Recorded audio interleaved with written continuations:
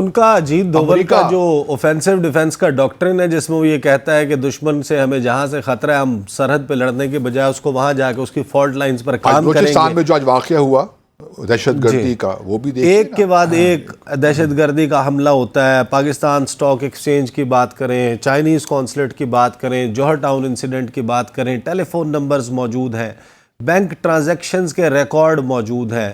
India کے کس consulate میں, جلال آباد میں, دوسرے قونصلیٹس میں کہاں کہاں بیٹھ کر کس کس علیحدگی پسند کے ساتھ ملاقاتیں ہوئیں, مجید بریگیڈ کے پیچھے کون ہے, سوئٹزرلینڈ میں پاکستان کے خلاف فری بلوچستان کی کیمپین کو کون سپانسر کرتا ہے, کون اس کے پیسے فراہم کرتا ہے, سیف ہاؤسز میں کس کو رکھا جاتا ہے, انڈیا کا ٹریول کون کرتا ہے, کہاں پر ان کے علاج ہوتے ہیں. افغانستان کو پاکستان کے خلاف ایک ٹیرر لانچ پیڈ کے طور پر استعمال کیا جاتا ہے. را میں باقاعدہ ریسرچ اینڈ انالیسس ونگ میں سیل بنایا گیا سی پیک کو سبوتاج کرنے کے لیے.